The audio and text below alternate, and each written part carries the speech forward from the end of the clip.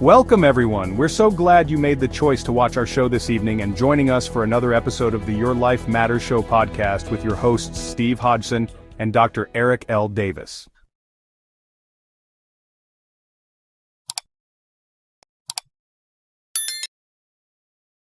We ask that you please note that the information presented in this podcast is for educational and informational purposes only and does not constitute medical advice. It is essential to consult with a qualified healthcare professional for any medical concerns, diagnosis, or treatment. This podcast is not a substitute for professional medical advice, and any actions taken based on the information presented are at your own risk. We are so glad you made the choice to watch our show this evening and join us for a brand new episode of the Your Life Matters Show podcast. Let's watch what this evening's podcast is all about. Tonight we need to talk about something important. The mental health of LGBTQ plus young people. We see the parades and rainbow flags, symbols of hope and progress, but behind the celebration many young people face private struggles. Too often they navigate anxiety, depression, and isolation in silence. The contrast is stark: public joy, private pain. Visibility saves lives, but it doesn't erase the daily battles. These struggles happen in bedrooms, schools, and even at home. For every headline of progress, new challenges emerge. The journey to self-acceptance is hard, made harder by fear of rejection and discrimination. The emotional toll is immense, building a heavy burden for young shoulders. Tonight, we look beyond the rainbow to acknowledge these unseen struggles. It's not about diminishing pride, but about understanding the full picture. Only by seeing both the triumphs and the trials can we offer real support. Because true support means saying, "I see all of you, and you are not alone." Let's pull back the curtain and face the reality together. The celebration is real, but so are the struggles that follow. We owe it to every young person to see both. The statistics are alarming and deeply personal. LGBTQ plus youth are over 4 times as likely to attempt suicide as their peers. More than half report anxiety and depression. When they seek help, they often face barriers: few affirming therapists, unsupportive systems. Some groups, like transgender and non-binary youth, face even higher risks. Bisexual youth often feel invisible even within the community. The more marginalized the identity, the heavier the burden. What drives this crisis? Daily discrimination, bullying, and fear of rejection. Many LGBTQ plus youth are homeless, forced out by their families. Imagine your home being the source of your greatest trauma. Laws targeting LGBTQ plus youth send a dangerous message: you're not welcome. This creates constant crushing stress, what experts call minority stress. It's not a choice, it's a burden placed by society. This crisis isn't random, it's the result of the environment we've created. We must recognize who is hurting most and why. Only then can we begin to change it. To understand, we must listen to LGBTQ plus youth. One teen told a hotline, "I feel like I'm a burden. It would be easier if I just wasn't here." Another said, "Every day at school is about survival. I just try to get through unnoticed." A young transgender person shared, "When politicians debate my right to exist, it feels like my life doesn't matter." These aren't isolated stories, they're echoed everywhere. The pain is real and personal, chipping away at self-worth. But there's also resilience and hope. The same youth who felt invisible found community online. "For the first time, I felt like maybe I wasn't broken." Another said, "I just want to grow up and be a happy queer adult. I hold on to that." These voices show struggle but also strength. They build support systems when traditional ones fail. They hold on to hope for a future where they can be themselves. Their courage is a lesson for us all. Their hope is a call to action. We owe it to them to listen and to help build the world they dream of. Let's not just hear their pain but amplify their hope. The mental health challenges LGBTQ plus youth face aren't because of who they are. Their identities aren't the problem, the environment is.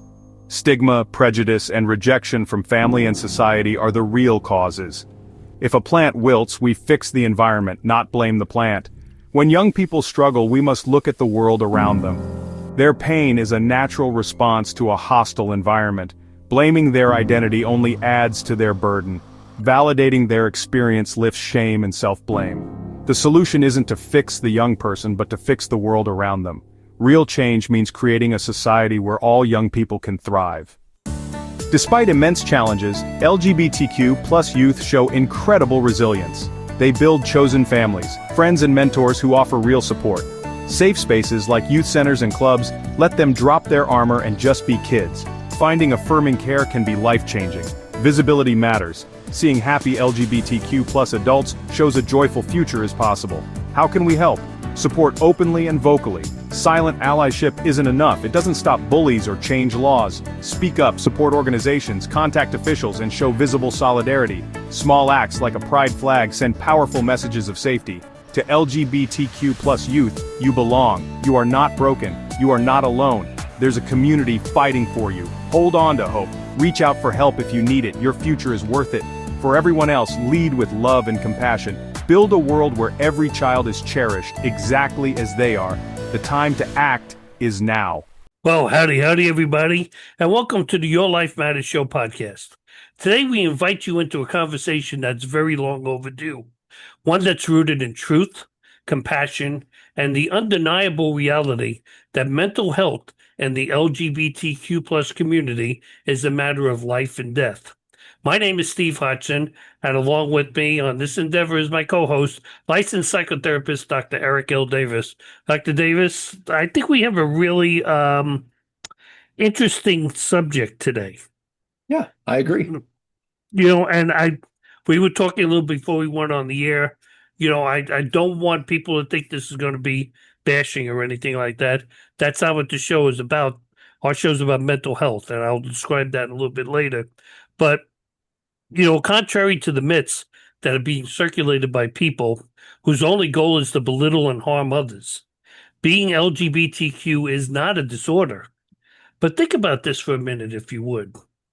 Imagine you're living in your world, and all too often, that world rejects you. Whether you're at home, in school, in the healthcare system, at work, in the public eye, that takes a toll on people constantly being rejected. It's no coincidence that LGBTQ+ individuals, especially our youth, face significantly higher rates of depression, anxiety, homelessness, substance abuse, and suicidal thoughts. And today we're going to talk about why this takes place. You're going to hear the stories behind the statistics. We'll unpack the impact of stigma, isolation, anti-LGBTQ+ policies. Plus, we'll also hear about the resilience, chosen families, affirming care, and how healing is possible, but only when we choose to support each other, because that's so important. Now, whether you're part of the LGBTQ+ community, an ally, a parent, or just someone trying to understand what this is all about, this episode is for you. Because understanding is the very beginning to change. And every person, regardless of who they love and how they identify themselves, deserves to be seen, supported, and feel safe. Now, before Dr. Davis and I get into the subject, as I said, I want everyone listening to completely understand this. As we've said on many of our episodes, this story is about you, your health, your identity, and your life, because your life matters. This is a mental health podcast. We do not and never will judge anyone that comes on our show, or should you. Okay, this show is bigger than all of that, much bigger. There's zero prejudice. We respect all beliefs and mean zero disrespect to anybody. And neither does anyone we are going to be speaking about tonight. We are here to bring light on the mental health issues that affect everyone. We try to offer some guidance for the problems affecting you, how you can become stronger, how you personally can begin to heal, how you personally can learn to be more aware of actions and words you take with people, and how it makes a profound impact on their lives. Okay, so now I've said that. So let's begin. As the opening film showed of the show tonight, the stats for mental health and LGBTQ+ community are both staggering and scary. Okay, the amount of suicide, anxiety, depression, discrimination, stress, access to care, substance abuse, eating disorders. I could go on and on. Much of the elevated risk stems from this minority stress, discrimination, stigma, rejection, particularly by families, bullying, and hostile legislation. So, Dr. Davis, let's start from a clinical perspective, if we can. What are the most common mental health challenges you see among the LGBTQ+ individuals? So typically elevated rates of like anxiety, depression, post-traumatic stress. And there's also high rates of substance use disorders. Um, that is typically rooted in, things that happen in childhood, where if you think about it, when a when a young adult is, coming of age and kind of putting together their identity and so forth, any identity-based stress can compound. That compounds over time, and we see a lot of trauma result from that. You know, I think a lot of the trauma is brought on by people that we trust that's around us too, and that's scary. But how early in life do these mental health struggles, when do they typically begin, and what really triggers them also? I think a big part of it happens in adolescence, where people become more sexually aware, and things of that nature. But I'm a firm believer that I'm just going to say it. Being gay is not a choice. You know, um, any friend, client, family member, anyone that I've ever known, if I've asked them when did you know, they say the minute I was born, the minute I became aware of being, of my autonomy as a person, so And we hear so much, and we're not going to get into the religious aspect of it, but though God doesn't make people imperfect and stuff like that. Okay, this show really doesn't go, against religious beliefs. It's mental health. Okay. And no matter how you look at it, if someone is suffering, even for that matter, Jesus wouldn't have turned his back on them. So yeah. if you want to look at it from a religious side, that's as far into the religion that I'll go. So, I used this term before, minority stress. Okay. And when I was actually doing my research and I came across it, I was like, we talking about, the blacks, all the Spanish, the Mexican. I mean, what is minority stress? And how does it uniquely affect the LGBTQ people's mental health? Well, so minority stress means, stress experienced by individuals in stigmatized social groups. Um, what we see is, constant vigilance, fear of being outed. Sometimes they can internalize, a lot of the homophobia and different things that they're facing. The reality is, um, no one wants to not feel okay in their own body and in who they are. So anytime you're talking about something that challenges a person's sense of identity, and if you think about that, like big career shifts or when musicians retire or whatever it is, there's a big identity shift that happens because, okay, everything was this way for a long time and I'm comfortable in this, but things are different now, or people are treating me different, or I feel different. And um, it's important. The most important thing that we can do for any individual is acknowledge that pain, and let them know that we see that, and that their pain is valid. It's funny you used the term during that about being outed. Mhm. Okay. And, if you speak to, we each have friends, we were talking before, that, a part of the community, and their biggest fear is being outed. And I would guess one of them has to be family.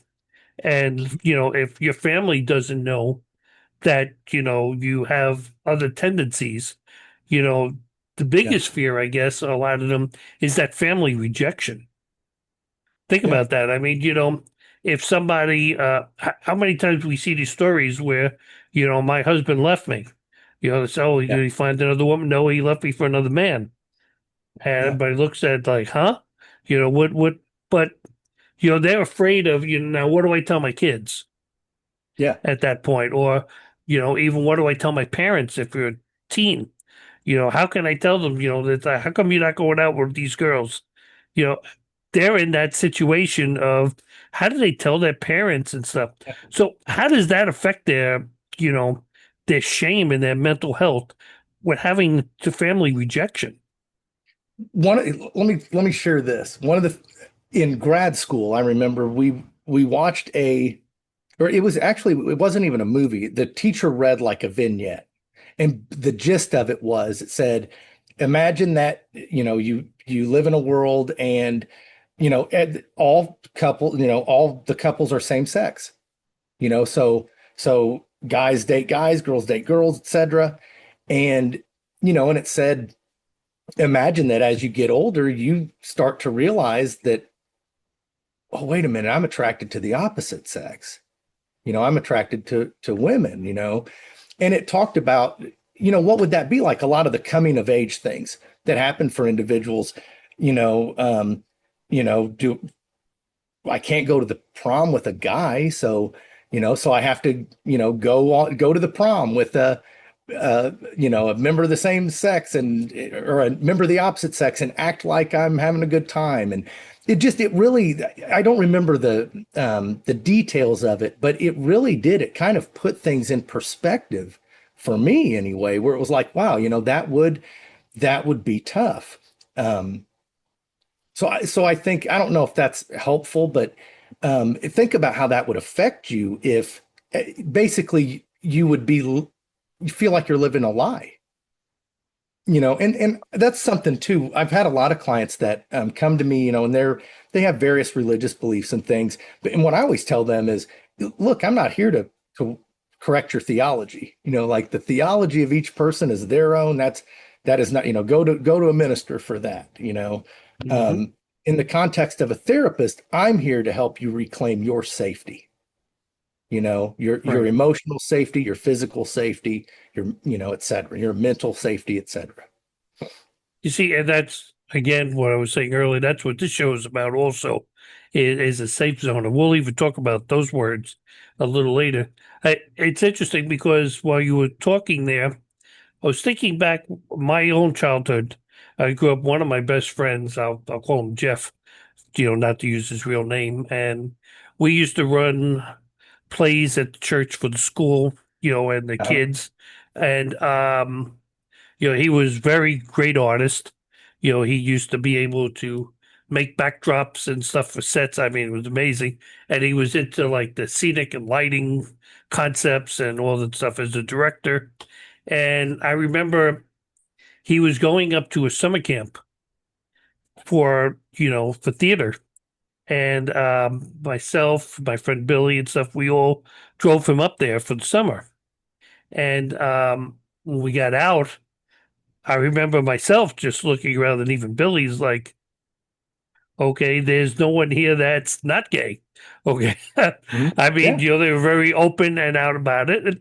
And again, that wasn't a problem, which, we didn't think that Jeff was um, gay at the time. So I even said to him, I was like, listen, Jeff, do you want to stay here? Are you okay staying here? And he said, yes, he was.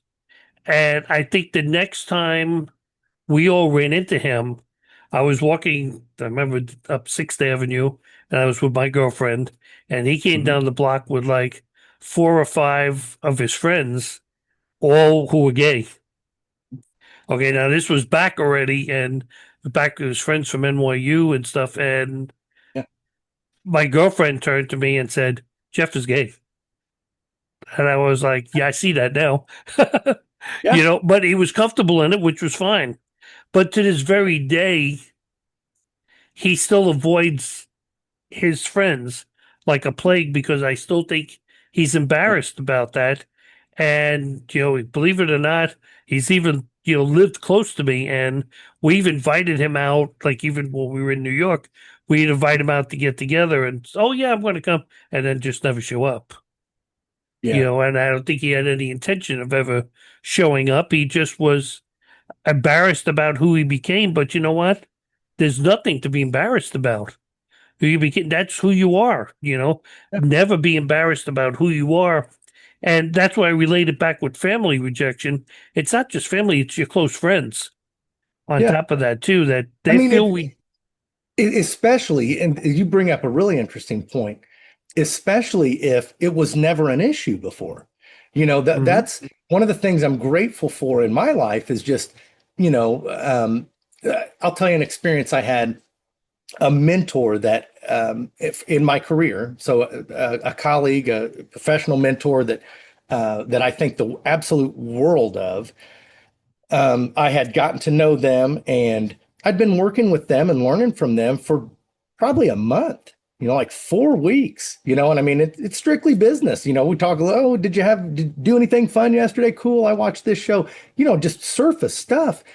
And, a month into it, I remember it just, I don't even remember how it came up, but it came up and she said, oh, well, I'm gay. And I had no idea, whatever. And I even told her at the time, I said, man, I wish everybody on earth could have this exact experience because it was a non-issue. For me, it's a non-issue even after it comes up, obviously. But that's sad where I've worked with clients. I had a client I once worked with, and he was in the closet and he was scared to come out to his, I mean, and he was almost 70 years old and was Well, still scared to come out to his family. And we talked about that. He kind of ruminated on, thought about that for quite a while. And when he decided to do it, it was one of the most amazing things that I've ever seen happen, which was exactly what I figured would happen. He was scared. He was mostly scared to tell his dad. And his dad was really old, obviously. And his dad was like, well, that's okay. I kind of figured so anyway, you know, and he was like, okay. And then his sister, which he wasn't worried about telling her, but she was like, okay, yeah, cool. I know. I figured that, but he had spent almost, 70 years of 70 his life, years. at least 65, 60 of them, you know, where he's scared to death, having to live this lie and hide this thing. And if you just think about that, I mean, hiding anything is exhausting. So just imagine you have to live like that and you can't even get relief from that at home. And it's Like you, sad because he probably felt phenomenal after oh, he I finally mean, took that honestly, burden off of him. at nearly 70 years old, I'm happy to report that, he had told me, like I'm happier now than I've ever been in my life. And I asked him, well, what do you feel like? And he said, I think just me finally embracing who I am. And he was like, I feel different. It's like, no one, you can't turn back time, but my heart breaks for him because the reality is he's an awesome guy, like that. It doesn't matter what his sexual orientation is. In most situations, it's not going to matter. No, and it shouldn't matter for that matter Right. either. But there are still people that are still judgmental, and it's a sad thing. And that's And I'll also be the first thing, and that's their right. mhm. That's the thing. People have the right to believe, whatever they want to or however they want to. Um, but you know, I just want to say on record, I have never had some terrible experience or, met someone that was super mean and awful and then found out, oh, it was because they were gay. I mean, give me a Right. break. That has nothing to do with it. I think just it's my personal. This isn't from an educational member. He's a psychotherapist, okay, on the show. But I personally think it's people have their own issues Oh, with absolutely. the fear of what am I going to suddenly become gay myself? Because am I going to like drink out of the same glass and then wake up tomorrow morning Yeah. wanting to be with a guy? I mean, it's kind of irrational, and sometimes maybe even the man has some kind of fear that they might even be gay, that they sort of like certain things, and there's 1,000 different explanations for it, but there's never an excuse to treat anyone Mhm. Yeah. other than the utmost respect that you would give each other. Listen, I grew up in Greenwich Village in New York City. Okay, come on. And we're going to talk about youth now, but from I would say about the age of 10 or 11, the very Mhm. first time I was working in a cheese store, and right outside the cheese store, there were two guys. They were talking to each other, and I was working the counter, and the window was like right in front of me, and I'm working, and all of a sudden I look up, and the two guys are tongue kissing each other right outside the street. Now, remember, I'm a young boy, okay, at that time, and first it was like, and then the second time I saw it, I think I was like 18. I was working for a bank in New York City. And again, right, there was a train station right there. And these two guys stopped at train station and started kissing each other. Yeah. By the second time, it didn't shock me after that Yeah. anymore. I remember my manager coming in white as a ghost because he was sitting at a desk like right by the window. Uh-huh. And it definitely the first time he had seen something like that. But you know what? We talked about it earlier. We each have friends, Mhm. friends, more than one, that, Yeah. are part of that lifestyle. And you know what? I have zero problems with them. My wife has zero problems with them. Same here. Yeah. They're welcome over my house anytime. It's what goes on behind someone's closed door is their own business. And even if you want to look at that from a religious point of view, okay, you're not sinning. If you think they are, that's then, that's their business. That's not yours. It's Yeah. no reason to treat them any disrespectful at all. And you see, that's the problem that starts to come with youth. Okay. So, I and mean, and that's especially up for, to go with the golden rule. I mean, what I always go back to, the golden rule says treat others as like you would want to, treat others like I want to be treated. Mhm. The period on the end of that sentence is the most important part because it's treat others like I want to be treated. It's not treat others like I want to be treated unless I disagree with their opinion or Correct. unless I think they should be doing. I mean, it's just if I treat others like I want to be treated, it makes life easier for me. Hmm. And I think I think a lot of people overlook that. That really treating others like I want to be treated keeps me happy. And Exactly. It keeps. Now, let's look at it from a parent's point of view. What are some of the signs that we should look for if a young person is struggling with their identity? I think just, I always say if you notice something's off, if the child is, isolating, isolating at school, maybe worried about school or there's high anxiety, just look for those things. An open line of communication with kids is the most important thing because if I allow my kids to talk to me and I'm, non-judgmental and we can just have, you know, productive discussions about thoughts and feelings and all that, then I'm much more likely to know if something is going on than if I'm unapproachable and if a child's scared to death to tell me something. I mean, it's so I can't stress that enough. And my wife Erin's really awesome about that. She's always said, like the most important part of being a parent's just to be there, just Hmm. being present, and it's like, yeah, you're right, and it's kind of wild because um, it's our kids are adults now, but when they were teenagers and stuff, they just kind of mosey in the room, and sit down and just start talking to us about life. And, they always picked the moment when the big reveal on the show was getting ready to happen, like the worst timing ever, and the murderer is, and it's like, hey guys, what's going on? I say that jokingly. But the truth is like that is so important. That is me being approachable as a parent is, I would almost wager, the most important part of being a parent.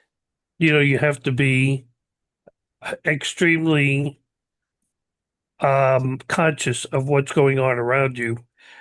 I Yeah. was one of those people when I was watching a TV show, I was so focused on the TV that if you said something, normally 9 out of 10 I wouldn't even hear you if you were Yeah. standing right next to me and talking to me. And it's like if you wanted to ask me a question, wait to the commercial. Now remember, folks, this was before we had fast forward capabilities and stuff. And Yeah. I remember once it was my birthday, and I was sitting there watching something, and it was like you said, nope, it's like, and the murderer is type of thing. Yeah. And she said, I was like, hold on a second. Wait. They started singing happy birthday. I was like, wait, just wait 1 second for the commercial. Next Mhm. thing I knew, I was eating the cake, literally, because it was like, oh, really? Yeah. But yeah, you have to always be there and listen for the children. At the Yes. beginning, and just don't think, and parents are going to say, yeah, like it's that easy. No, it's not. Okay. No. But they need to always know that if there's a problem, they need to come and talk to you about it.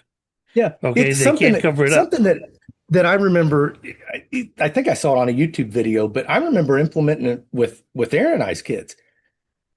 Basically, a parent had a deal with her daughter, I think it was, and they said if you're ever in a situation where you feel, like all this aside, but like if a kid is in a situation where they do not feel safe, or let's say that they're at a party and everybody starts doing bad stuff, or whatever it Hmm. is, and they need to get out of there, they said, just send me a like the period, just send me a period in a text.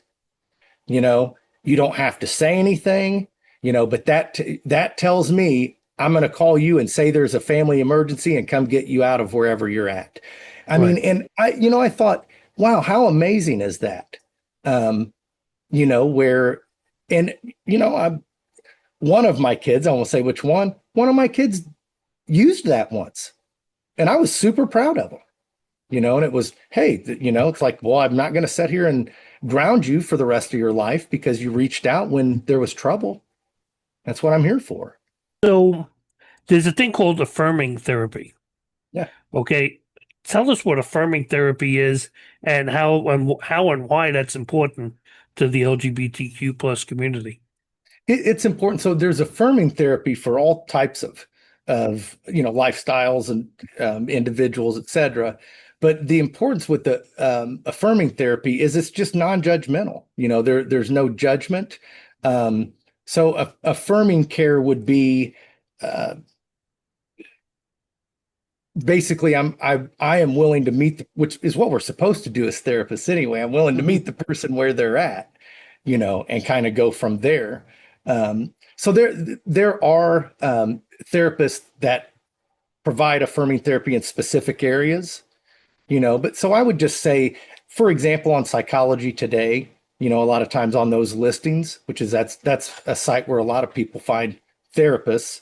Um, if someone is transgender and wants a therapist that offers transgender affirming care, then they could find that by looking through the specializations and things.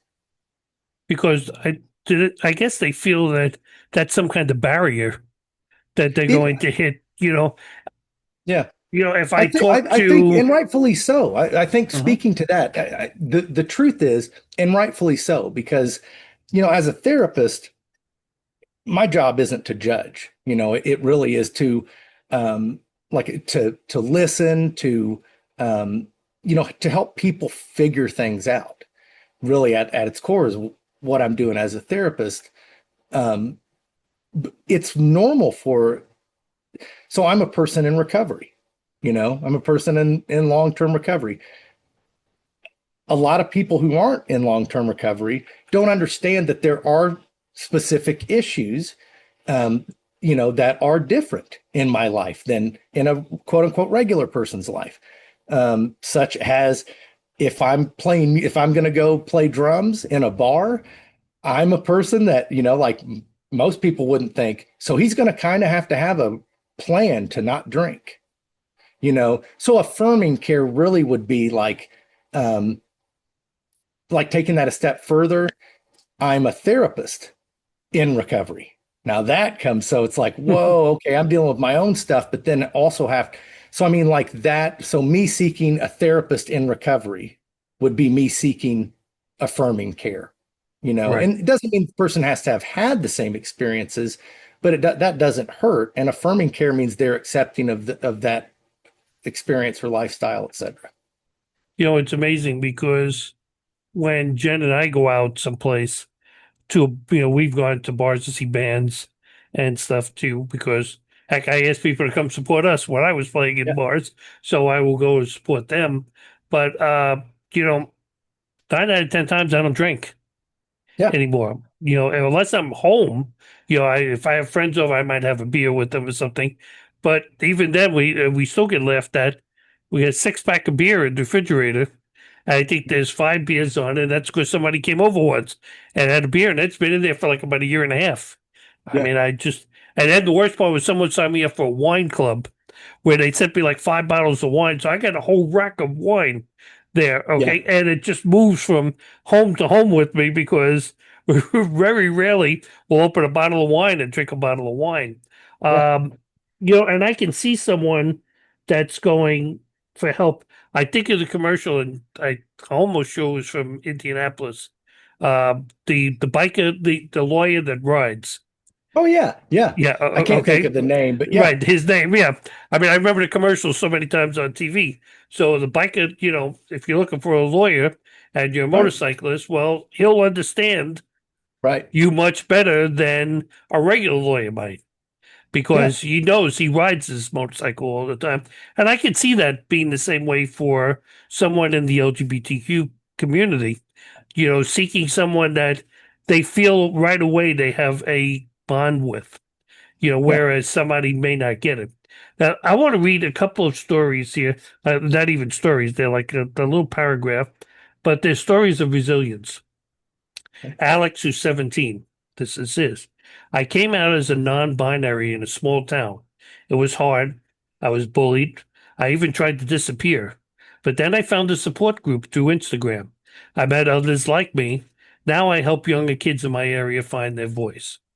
Okay, and that's the kind of thing. I mean, I lived for many years in a small town in Indiana, in Westport. Okay, and even in Pennsylvania, I lived in a place called Quarryville, small town. That I get that. Juan, who's 30, as a gay Latino man, I dealt with layers of shame and silence. Therapy wasn't accepted in my family, but I found an LGBTQ plus counselor who helped me unpack that pain. Today, I'm working as a mental health advocate and mentoring others. Then you got Maya, who's 24. I was denied, this is really a strange one. I was denied care at a clinic because I'm transgender. It crushed me, but I kept going and found an affirming doctor and began my transition. I finally becoming myself, and I won't stop fighting for others like me. I'm guessing that one was they wanted to have an operation. I'm guessing, and not just healthcare itself, because have you ever heard of anyone being declined healthcare because they were gay? No, not personally. Yeah, neither have I, I mean, and some of the strange stories that you hear coming from ERs and stuff, tells me that they do take care of people that, regardless of who they are. Um, so right now I want to bring on a guest or two to the show. Dr. Davis, what's your approach when someone enters therapy but has experienced some religious trauma or even they've tried to convert in the past? What do you tell I them? so like I was saying earlier, the first thing is I make sure they understand that, I am not here to unless someone is coming to me for Christian counseling, which is something that I offer upon request, then theology will never come into it, you know. Hmm. Um, so the first thing is for them to understand, like, I'm not here to judge, like I am here to help you accomplish whatever it is that you want to. Um, so the non-judgmental, I make sure I listen, and I make sure they know that they're safe, that, for a therapist, unless someone is a danger to themselves or others, I can't tell anything, or unless they say give me permission, it has to be private. So Hmm. um, I make sure they're aware of that too. I mean, ethical therapy is a safe zone. It Hmm. absolutely should be. Um, yeah, I'll just leave it at that. Right. It should be. Right. And, so anyone that's got any questions as to why we're doing this, it's just, this show is a safe zone. Like I said earlier on in the intro here, I said, so, okay, so someone who's LGBTQ. Okay, how does that intersect with other identities? Because they got to deal with, like, there's got to be, not only are they being discriminated for being LGBTQ, but sometimes race, religion, their socioeconomic status. I mean, all of that's got to affect their mental health. LGBTQ person of color, for example, may face compounded discrimination both inside and outside of the queer community. So if you add layers of other things such as religious trauma, economic instability, then what you're dealing with is something that is not going to be fixable with a one size fits all approach. And I think that paying attention to those unique characteristics of clients is imperative. Because you may, another thing is you may miss things, you may miss things that they need help with or so forth. I think I know the answer to this next question, but a transgender client, someone that would come to you that's a transgender, I mean, are they facing the same challenges that someone that's LGBTQ plus faces? So yes and no. Each individual's unique. I would say, the commonalities would be, discrimination, people whispering, those sorts of things. I mean, but as far as, but there are issues that are unique because I've had transgender clients that, have, like I've worked with one individual, she was a transgender female, and, she was saying that she already experiences racism because she's African American, and then it's like, and then this on top of that, now I'm transgender, and it was just like, wow, that there's a lot that goes into that. And if you think about her unique situation where those are identity, those are things that have to do with identity, and identity is very important. And we need people to support our identity. That's the thing. We need people that are supportive of who we are, or people that say, hey, Eric, you're terrible at math. God love you, but but here's why we love you. We accept you even though you're bad at math. Or, I mean, a therapist's job is to do that. So And think about it, if you're bad at math, if someone's bad at math, you don't stop being friends with them. Exactly. Yeah. Right. You just don't make them split up the money, okay? Yeah. If somebody's good at math, you don't, it's like, right. Or if somebody's, favorite meal is different. It's their unique characteristics. I believe the world is a beautiful place when we can honor some diversity among people. Okay, so I want to talk about a really sad stat here, and that's suicide amongst the LGBTQ plus community, especially the youth population. And you may have seen me smile before when he was answering the previous question. It's because that LGBTQ plus sometimes is a tongue twister. Yeah. And we had to cut out a little bit, like 2 or 3 times. And I caught myself, I was still laughing a little bit at the tongue twister. Okay. Yeah. But this part is very serious as far as the youth and suicide. Okay. 39 to 45% seriously considered suicide. Now think about that. That's almost close to half of the youth population who identify as LGBTQ considered taking their own lives. 12 to 19% actually attempted it. For transgender youth, 46% considered and 14% attempted. Bisexual youth, 48% considered and 27% attempted. Those are high numbers. Yeah. Okay, really high numbers. Even 27% was a low, if I'm recalling right, that was like one of the lower numbers. But think about that. It's 1 in 4. Yeah, exactly. 1 in 4. And here's some of the quotes. I took three quotes that I found online. I feel like the world wants us to disappear. Okay, and that says a lot. And we'll go back to that. I'm tired of fighting to be seen as a human. I wanted therapy, was told they don't treat people like me.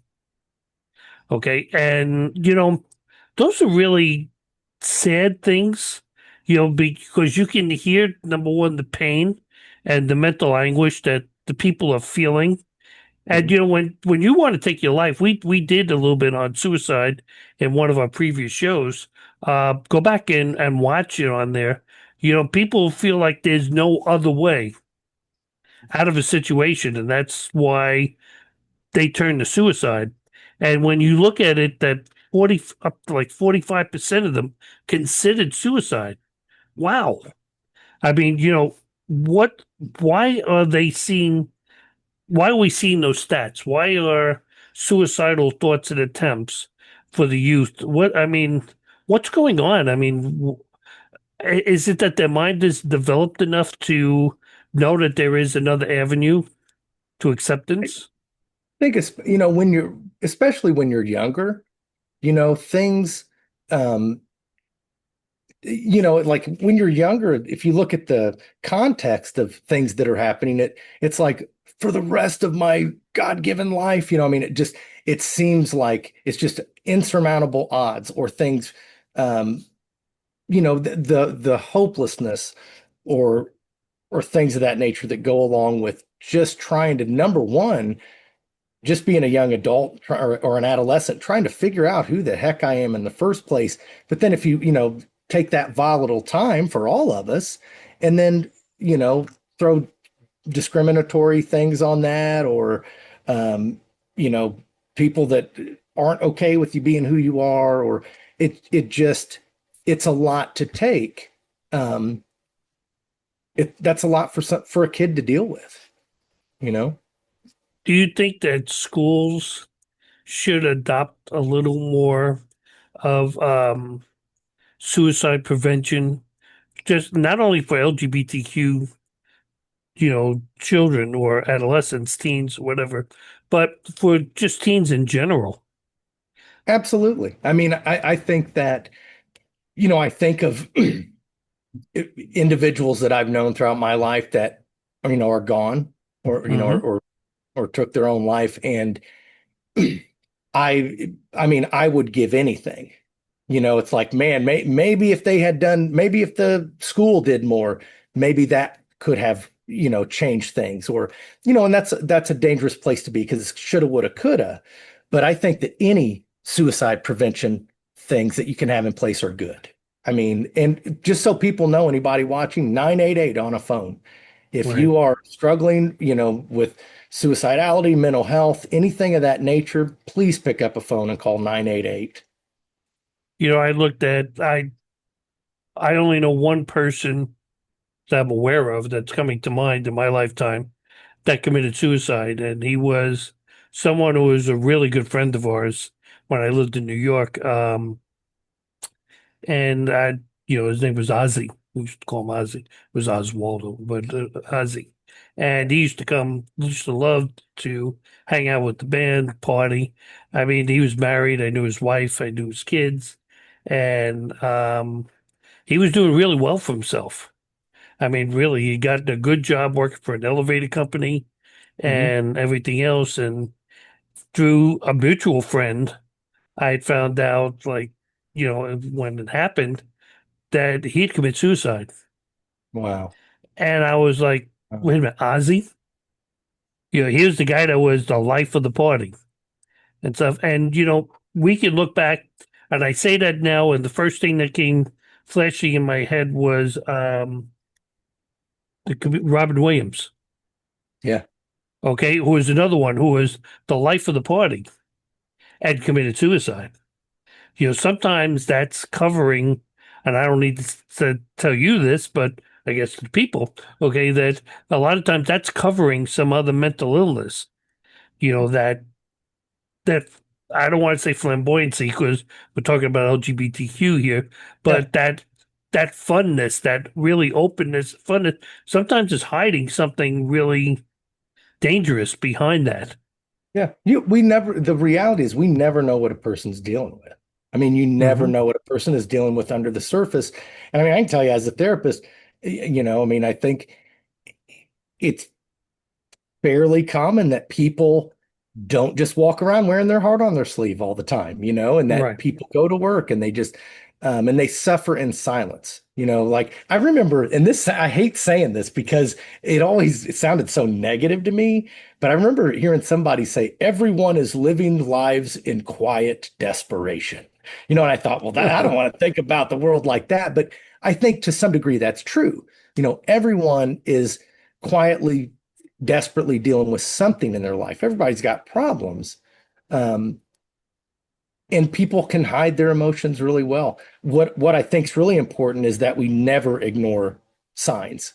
So like I said, if someone is withdrawing or things don't seem right, or if someone starts to drop hints such as, oh, nobody'd miss me anyway, or, I mean, even if it seems like something so minuscule and small, you know, um, I'd give anything to be able to go back in time and call up, I mean, you never know. No one has a crystal ball. You never know what's going to happen. But I wish I had a chance to reach out to my friends again, Yeah, that and I that are, felt the same way. I was like, dang, he had my phone number. Why didn't he call no, me? yeah, All he had to do is pick up the phone. But, that's not always the case. But what you're saying there is almost what the next question I was going to ask was parents, what should be watching for at home? If you started to see a huge change in your usually vibrant, happy go lucky school jock type student, okay, and now he's very quiet or she's very quiet, and staying in a room, not going out with her friends and stuff, there's a sign that it's not even LGBTQ related. It's a sign something's wrong. yeah, And I don't care how many times and how many episodes we talk about teens or adults and suicide, we need to make sure that we don't go down that route. Because, like you said, yeah, it's final at that point. Okay. yeah. It's a What, permanent solution to a temporary situation or a temporary mhm. problem. I mean, And the problem really. is we don't look at it at that point when that's happening. Okay. We don't look at saying, hey, that there's something else. So what advice would you give parents who are struggling with their child's LGBTQ identity, especially if they're coming from a conservative or religious background? You know, I would implore parents to be accepting.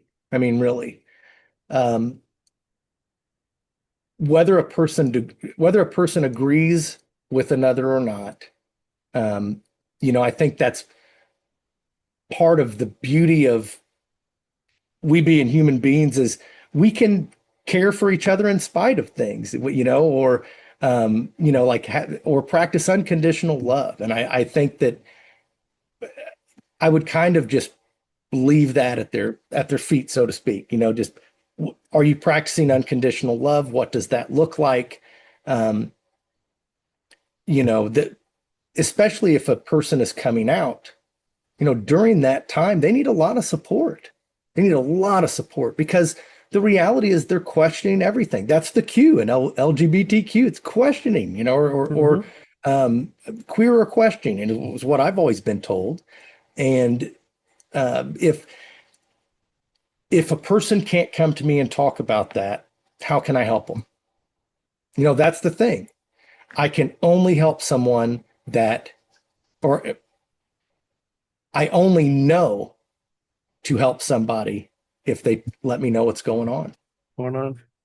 And, the final question I'm going to ask, um, and I asked our guest, as you heard earlier, what do you say now? Someone that's listening, okay, that is part of the LGBTQ plus community, and is holding back that anxiety, depression that we talked about earlier. What do we say to them? Because you know what? They deserve to live worry free, mental health free, like we live. Yeah. What do you say to them? Because a lot of them are afraid they're going to be judged and stuff. What do you tell them? I would tell them, that they're not alone, and that there are always people that are experiencing the same, types of things, and that there is support, in no matter where you live, there's support in your community if you search for it, you know. And I understand that even in some areas, it's like, well, there is no support. Okay, if you have an internet connection, there's going to be some support online. Um, I think that's what I can tell you as a person in recovery, a big milestone moment or watershed moment, I guess I should say, for me was when, I started to find people, dealing with active addiction.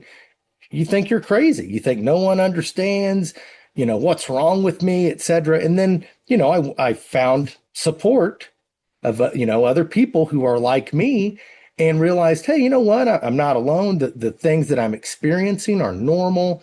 And, oh, and the cool part is they're sharing a bunch of things that worked for them. And they're telling me what did or didn't work in their situation. This is fantastic. And I just think finding that camaraderie or finding that support is crucial. And the only thing I would add to that is just be careful of the groups that you are part of, that you Yes. find online, that they are legit, because Mhm. I have read, researching the show and stuff, that there are groups out there that take advantage of people. Mhm. So make sure that they're a legitimate group and Yeah. stuff before you start sharing your personal information, Mhm. because you don't want Absolutely. that coming back at you later on. Yeah. So as we close today's episode, I want to take a moment to honor every voice, every truth, and every story that's been shared directly or through the lens of these difficult but necessary conversations. We cover some hefty topics here. Okay, and we want to thank all our guests for being here and being so open and honest with us about their mental health dilemmas, the issues that they face, and things that can easily reduce their stress by us, the general population, and respect. A lot of times we joke about things and we joke online, but you know what? That might be hurting somebody else. Okay. And as we talked about, I'm one that jokes all the time, okay, about Me too. everybody and everything. But the fact is, I've caught myself many times if I'm talking about, sometimes they joke about a midget or something like that. I have friends that are vertically challenged or short people, okay, and I don't want to offend them, Hmm. okay, and Yeah. we need to be aware of that, that we might be offending other people. Um, if you're a member of the LGBTQ plus community and you've been struggling, we want to hear from you and we want to hear clearly. But we want you to know you're not broken, you're not alone, you're not less than somebody else. The world may not always be perfect and reflect your true worth, but you can't erase that. You are worthy. Healing's not always easy, but it's possible. Just always keep that in mind, especially if you're thinking about suicide. Let me repeat those words again. Healing is not always easy, but it is possible. And sometimes that journey begins with just one conversation, one safe place, one person who says, I see you and I'm here for you. And if you don't have that person yet, we hope this show can be a start to helping looking for one. Okay. And to those who are allies, let today be a reminder that support isn't passive, it's active. It means speaking up, showing up, and making sure the LGBTQ plus community people in the life that you know are cherished, not just accepted, but are celebrated. Okay, you celebrate your own, friends' anniversaries and milestones. Make sure you do the same thing for LGBT. See, I'm doing it now. LGBTQ plus people. Yeah. I know it can be hard for many people, but it will never happen if you don't try. So we want to thank you for being part of this conversation tonight. Please share the episode. If you like what you saw, hit the subscribe button. Okay, also hit the like button, leave us a comment. Okay, we're probably going to be up around 3,000 people by the time this airs. And we thank you Go, all for go, go, joining go, us. go. And I noticed there were even more people that are watching the episodes, but are not clicking the like and subscribe button. We need you to Yeah. hit those things. It Yeah, helps with the please do. algorithms. Yeah, I mean, it's not for us to say, hey, we got this many people, but it actually helps YouTube actually put us up there more so the message can be shared to more people. Um, Reach out to someone who may need to hear these words. And above all, remember what we tell you each and every week. Your story matters, your struggles matter, your identity matters. And yeah, above all, your life matters. So until next time, God bless you all and take care of yourself and each other. Thank you. Thank you for joining us for this week's new episode of the Your Life Matters Show podcast. Please be sure to join us again next week for another great episode with your host Steve Hodgson and psychotherapist Dr. Eric L. Davis. Please remember to subscribe to our channel if you have not already done so, and hit the like button if you enjoyed this episode. Your help with this helps us reach a wider audience that may need our help. Remember, no matter where you are in your journey, you are valuable and important. Take time to cherish yourself and those around you. Never forget, your life matters.